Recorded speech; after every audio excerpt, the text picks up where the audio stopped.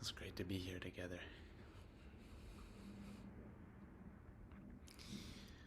So, today I wanted to give a talk on something that's definitely been a dance in my own practice and relationship to meditation, and perhaps to some extent, it's been a dance for you as well.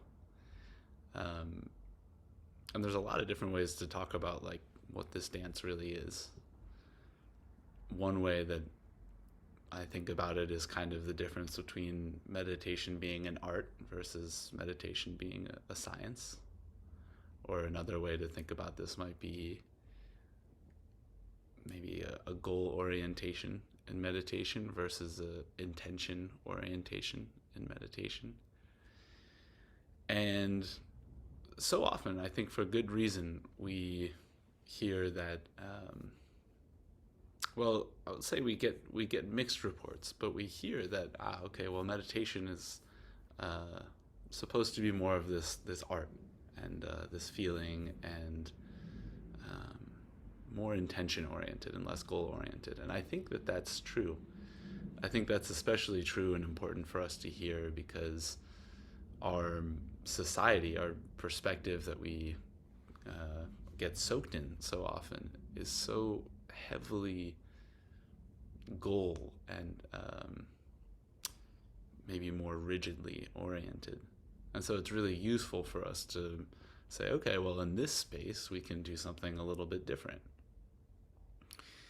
The interesting thing is, I think, I don't know about you all, but I will say for myself, I'm not actually very good at either one of those kinds of perspectives. Neither the goal and scientific minded perspective, nor the intention or art minded perspective. So I know that I can use support and practice in both areas. And I wanted to. I've been reading through this. It's almost like a travel journal of a translator of ancient Chinese works who went to um, a mountainous region of China just to meet hermits, to meet basically meditation hermits. And he has all of these interviews with these hermits who, rarely speak to anybody.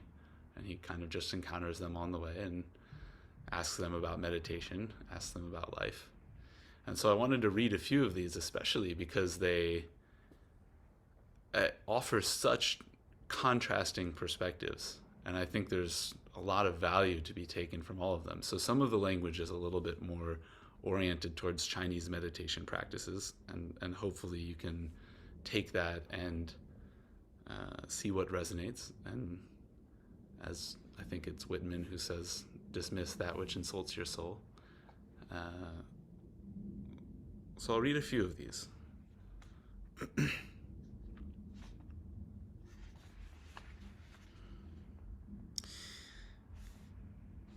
The interviewer, Bill Porter, he asks this hermit, this master, so what's the goal of your meditation practice?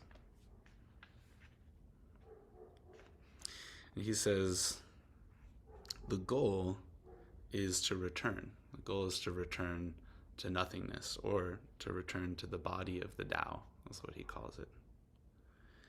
And not only people, but plants and animals and all living things are part of this body. They're made of this body of the Tao, this body of nothingness. There aren't two different things in this universe.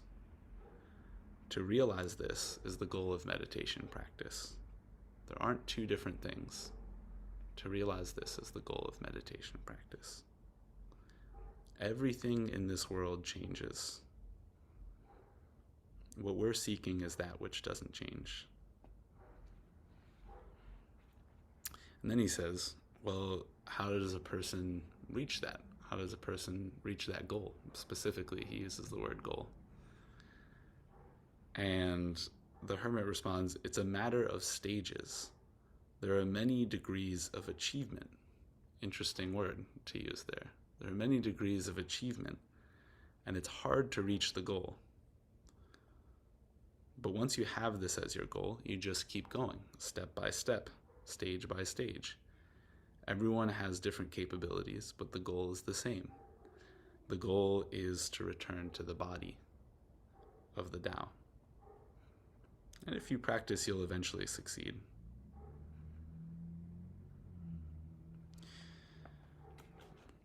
There's a lot more there, but as I was reading through that, I was struck by how achievement and goal-oriented this was as I was reading through. And it made me reflect a little bit on the ways that this kind of idea of stages or different places or achievements has been both helpful and kind of distracting, or maybe I wouldn't go so far as to say hurtful, but distracting to meditation practice. But I think it is valuable to highlight and understand, oh, there are predictable things that I can experience that other people have experienced. There are certain techniques or methods that will likely produce a certain effect in my mind, or maybe a certain amount of meditation practice. For example, the fact that we're on retreat right now, we're kind of believing that there's some kind of science here. There's some kind of, okay, the more that I do this, there's a dose response to meditation practice where something different is going to happen in my mind.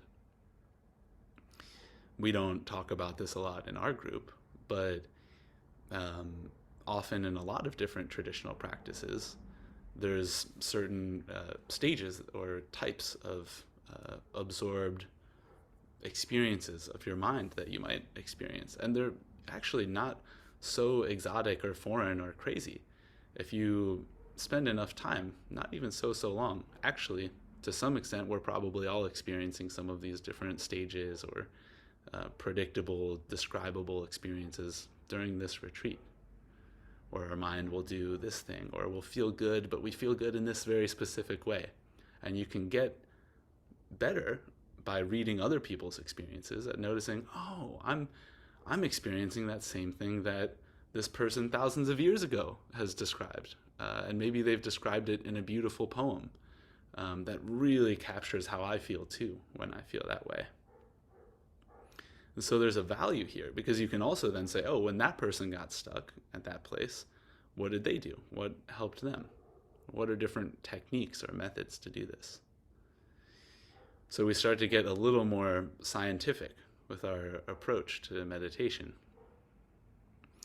Then we start to also maybe become a little too rigid, and rather than focusing on what our actual experience is, what we start to do is we kind of put this ontology, this what you might consider like an a priori ontology. So it's something that you're bringing to reality. You're saying, this is the way that I'm looking at the world, and I'm going to put it on my reality. And you start missing what your actual experience is.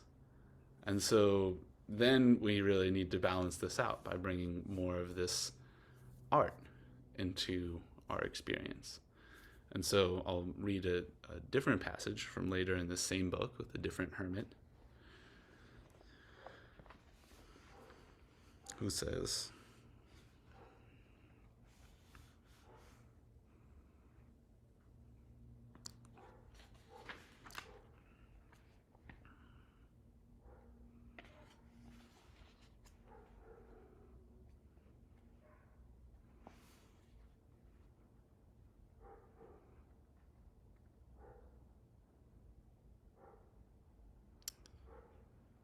everything comes from nothing and everything returns to nothing. This is the Tao. This is my understanding. I don't like to talk about this unless there's a reason. I know some people go around and they spread these teachings, but often their understanding is based on books. What they teach is what's in the books. They don't teach the things that come from the spirit. What I'm telling you comes from my own understanding, not from books. Nowadays, many people have become interested in practicing meditation. There are many books that teach this. But what they don't teach is that this isn't truly it. In meditation and yoga, you go through stages. But life and the Tao does not have any stages. People are misled by these books, by names, by powers, by experiences. After they've practiced for a while, they think they've gotten somewhere, but they haven't. There's nowhere to get. To follow the Tao and to really practice is to just keep returning. People lose this when they try to find it. So this is like the opposite perspective, where he's saying there's no stages, and as soon as you start to think that there's a stage, you are totally lost. So how can we find some middle ground between the two of these? Another kind of metaphor or angle or perspective that has always made sense to me that one of my teachers used is it's kind of like GPS, or it's like a map. So there's the map and then there's the territory. And you can use this map very effectively to say, oh yeah, I think I'm there. I started over here. Okay, it seems like the best first place for me to go is here. But if you keep looking at that map and you've got your face in this map while you're walking around, you're totally missing everything that's going on around you. You might bump into something, you might trip and fall. You're probably totally missing the landmarks, and you're going to think you're somewhere that you're not. And so that gets really messy. That's not actually very valuable. So we have to start to bring some of this art in. And actually, this is associated with an entirely different type of brain activity. This more goal orientation is often associated with the more internal part of our brain, so ventromedial, prefrontal cortex, or our reward pathway. It's more oriented towards goals and achievement, and the same type of hits of kind of dopamine and other types of more easily categorized things that we find so much in our everyday life. And this is good. This is a standard functioning of our mind, and we should use it as well as we can. But there's a totally different way that our brain activates. It's more associated with the also frontal but outer parts of our brain. And these are all working in networks, so it's not just one part of the brain, but the dorsolateral prefrontal cortex, which is more kind of on the side over here. And that's more oriented towards intention, towards, okay, how do I want to be? There's no moment where I'm there or not there, but I'm just going to keep steering back this way. It's more like a compass rather than a map.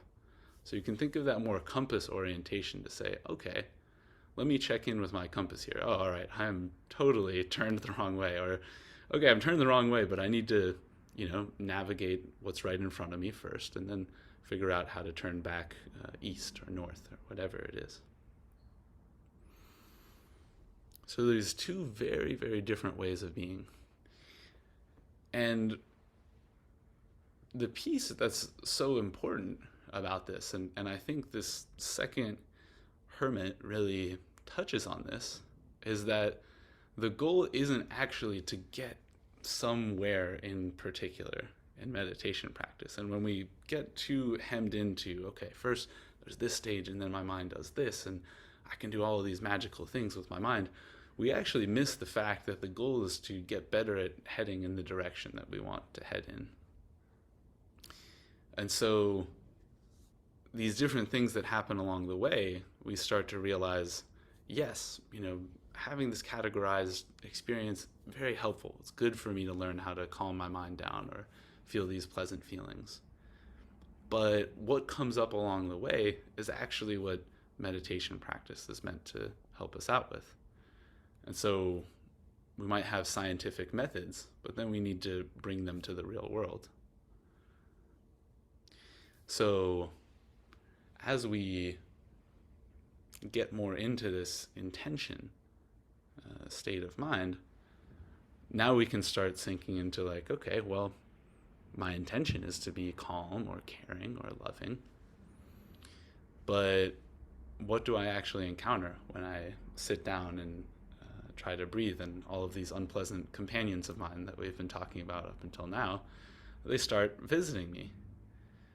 That is actually the practice in and of itself. So sometimes we think that's distracting me from the practice. This is so pervasive. I myself certainly consistently feel this. Man, I'm sitting down to meditate. I wish I could just be present and be calm and be happy, whatever it is that we want to feel when we sit down. But what we're missing when we start to have those kinds of thoughts is, no, this is exactly what I'm supposed to be doing right now. This isn't something for me to work around or something for me to very skillfully just put at ease.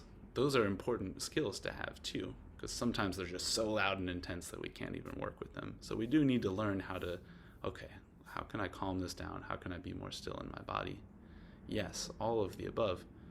But then those are actually the meditation practice. So once we start to marry this kind of art perspective with the science perspective, the science being, okay, there are things that I can do, there are experiences that I can have, that can help me understand what's going on, and the art being, okay, how am I going to do this? It's getting a little weird. How do we actually do this in real life? How do we do a meditation practice that's not perfect? We start to encounter what in Buddhism would be called the three marks of existence. And different traditions actually highlight a lot of the same types of marks of existence or parts of reality. We encounter all sorts of things. These are just one way of categorizing them, another science, if you will. And you might find other ways that are more useful. Each tradition has all sorts of ways that you can then look at this messy, dusty world that we encounter. These three marks of existence are things that I think you all have heard me mention before with relation to diabetes.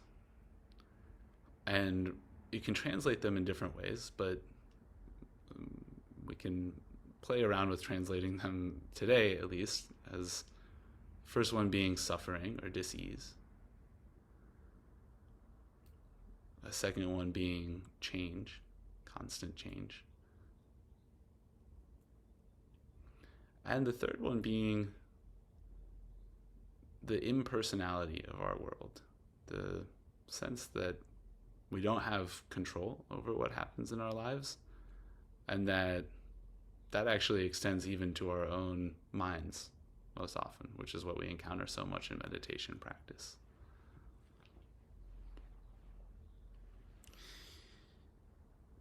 Each of these is a kind of a lens, and they're all really difficult things. The reason that we even highlight them is because they're supposed to be the three things that fundamentally we struggle with as human beings. And certainly we with diabetes are particularly intimate with these in particular.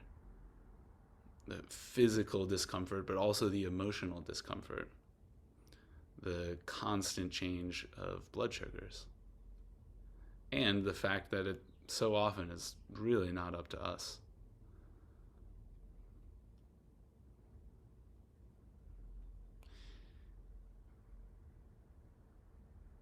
We have to be careful in how we relate to these, but it's really useful to have them in the back of our minds as often as possible, and sometimes in the front of our minds, because so often they are actually a major source of what we're struggling with, and maybe why we're not able to relate to life in the way that we want to relate to life.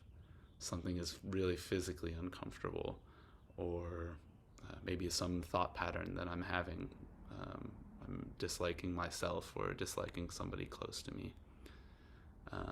Or I just feel anxious or uncomfortable with how much things are changing or feel unstable, or the way that I can't control them. All of them are actually lenses that we can intentionally put on in meditation practice too. And this is where I was also saying we have to be careful with how we relate to these, because we can have a very dry and negatively oriented practice if we're always only reflecting on these things. But you can also start a meditation practice, and we'll experiment with this a little bit today, where you're sitting and you find some ease, you find some strength in your body, and then you just open yourself up to noticing how is discomfort or dis-ease manifesting itself right now in my experience. And often when you take that lens, it's really also useful to pair it with noticing how things are changing.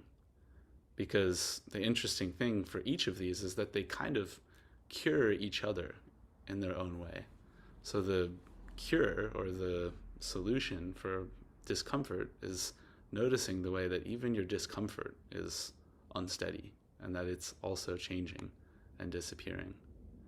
And actually feeling the immense relief of, oh, that felt bad. It doesn't feel bad anymore. And seeing what's left over there. So that's a lens that we can actually take up, noticing all the different places. Oh, my hip is a little uncomfortable, or this thought is really disturbing for me. I really don't like that. And then if I keep paying really close attention, oh yeah, it's not there anymore. I might still be there. I might still be ruminating on it or tense because of it, but it's not there anymore. And to feel the release and relief of it's not there. That's one angle. We can also take up the angle as a more primary angle of everything is changing. And we can notice in our body or in our experience or in the sounds around us that things are not consistent.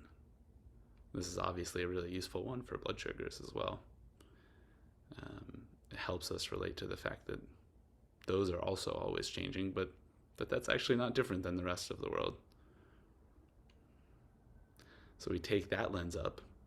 And then similarly, as I mentioned before, well, that can be kind of stressful. It can be kind of anxiety provoking, noticing that things are constantly moving and changing. All right, what's the solution for that? The solution for that has nothing to do with me.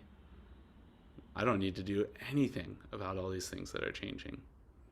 And you start to lean into that, and you get to actually just relax. It's like kind of like enjoying the show. You're like, oh yeah, those cars are just passing by. I don't have to do anything about that. That's amazing. The rest of my life, I have to do all these things. Somebody tells me this thing, I have to remember it. I have to do a task. I have to brush my teeth at night because you're supposed to do that. Whatever. Whether it's a small thing or a big thing.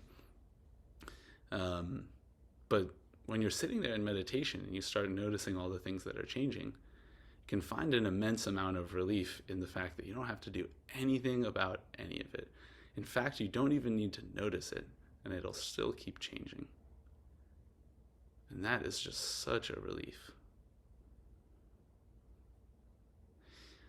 All right, how am I going to tie this in? What's the relief of not being in control of anything? That's a little more difficult. So this is such an interesting one because so often when we start meditation practice, one of the first practices that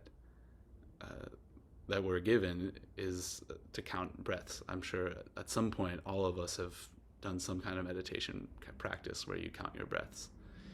And I've always kind of mused about this as like, I don't know. I mean, first of all, that's a very Buddhist-oriented practice for a number of different reasons. Other traditions would probably find a different type of practice much more useful. And there's something very masochistic about that practice because it's like intentionally the most boring practice, and it's like it's just baiting you to not be able to keep doing it, and nobody can do it because it's so boring. And that's kind of the point, actually. You're kind of poked into, see, you can't control your mind. Why try? But give a little bit of effort so you can just keep coming back. So it's actually a practice that's meant to frustrate you. And the real, and you can try this next time you do a breath counting practice. Maybe some week coming up we'll do this just to experiment with it. The real gift or teaching or delight of that practice is realizing at a certain point that you're treating this breath counting practice like this life or death matter, and it's so stressful. You're sitting there and you get so frustrated. Oh, again, I can't believe I lost this again. And then at a certain point you realize, this doesn't fucking matter. I'm just counting my breaths. There's nothing at stake here. Like, this could be the most relaxing thing. Nobody will even know if I stop counting my breaths. What a gift. That's such a gift. But we have to kind of frustrate and exhaust ourselves to the point of having a moment where we're like, oh yeah, I don't actually need to care about this that much. That's okay. The relief or release of not being in control of things kind of exists in itself. But really, it's not the going back to what we were calling disease or suffering or change. Those aren't necessarily the relief or release of not being in control of things, or your experience not being personal.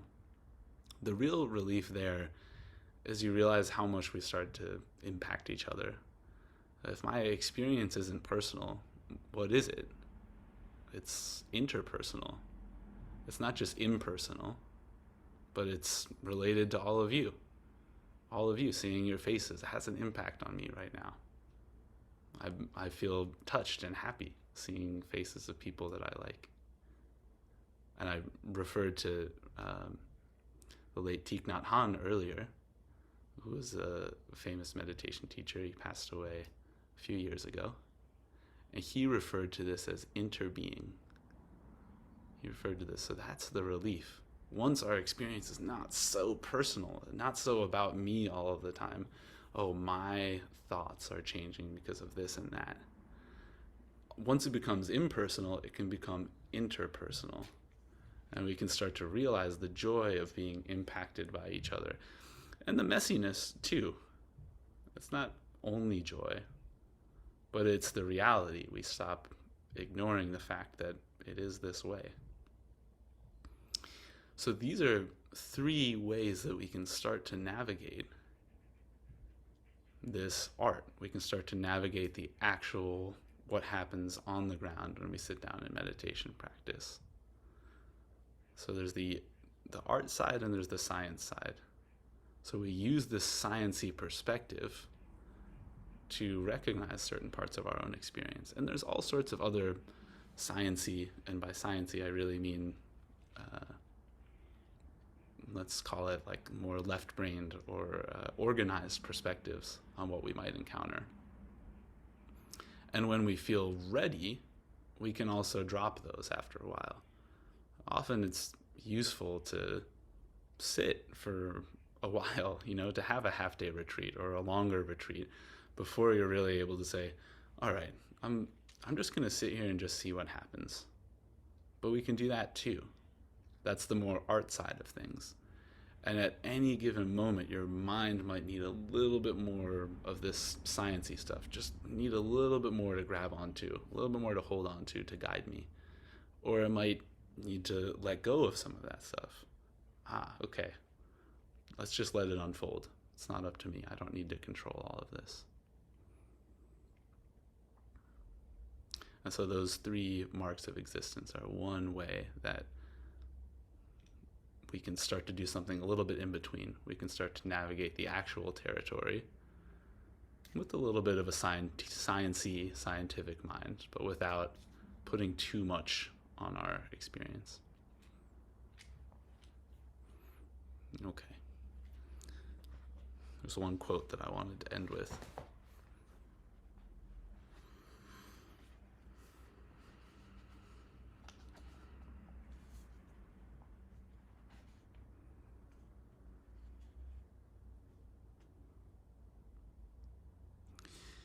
In meditation practice, there's a great deal to learn, but you can't do it quickly. This isn't really something that can be put into words. You have to practice it to understand. Lao Tzu teaches us to be natural. You can't force things, including your practice, Understanding is something that happens naturally. It's different for everyone. The main thing is to quiet your mind. It takes a long time, and you have to stay healthy.